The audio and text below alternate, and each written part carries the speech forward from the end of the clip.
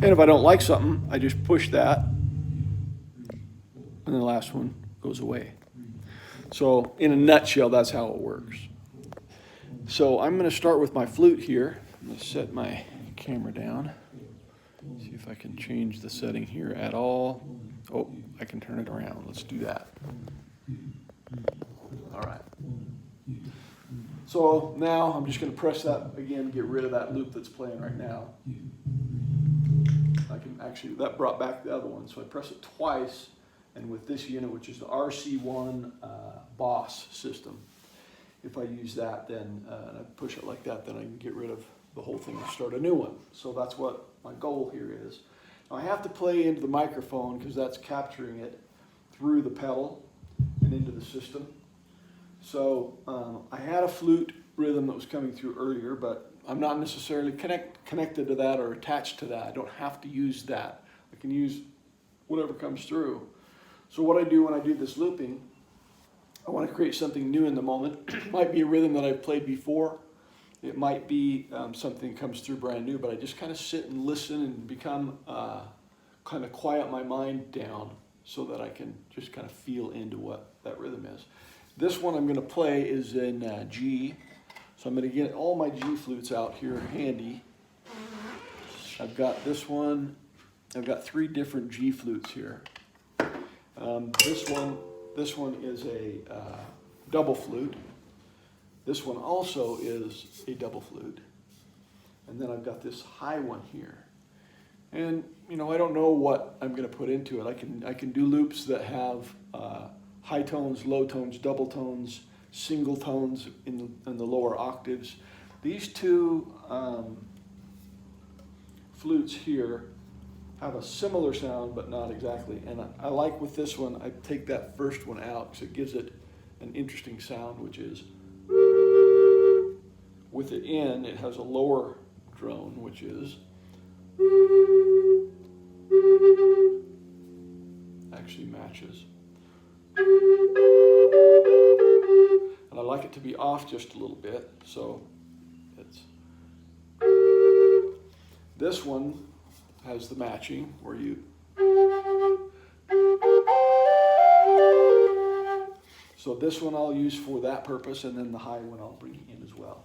So let me just sit with this for a second. I've got my foot on the pedal, so I'm ready when I get on that downbeat of that one beat, that one count that I started. If it doesn't sound right, if it's not right on, then I'm gonna erase it, get rid of it. I don't need it. It's got to be in rhythm, or long term. If it's out of rhythm, obviously not going to be good. So.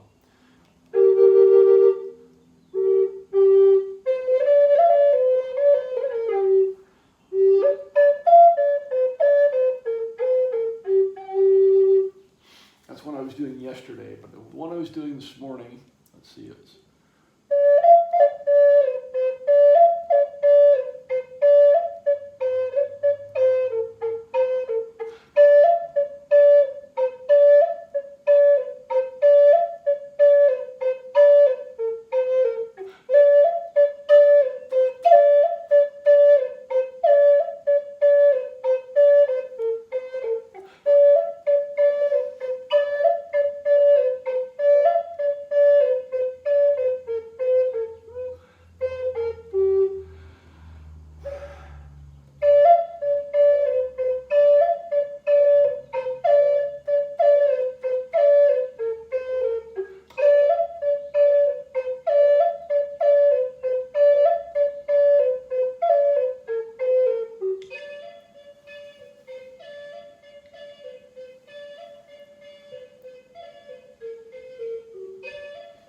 It's on time.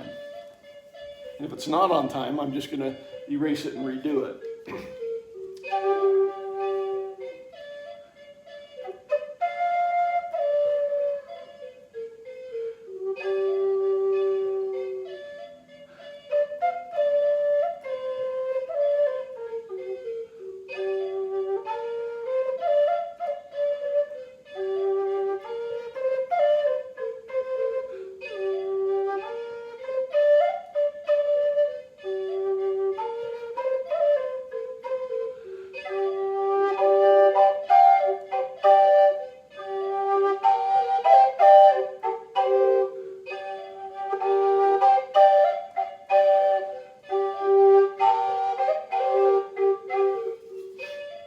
I'm feeling like I want to do this other double one with that other sound and add that into the mix on the loop, so let's try that.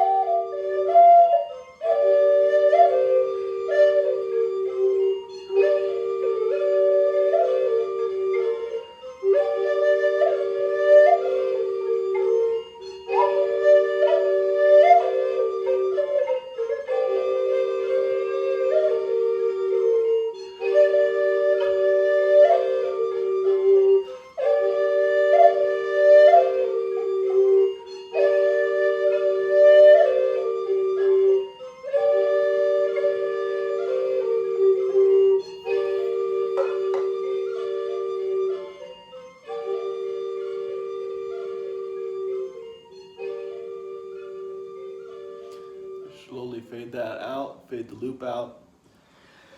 So that's basically the creation of a loop. Once you get that first track down recorded, then you're able to add other stuff to it. It's got to be in rhythm though. It's got to be on that beginning on that one beat, on that downbeat. So in a nutshell, that's how it's done with the flute.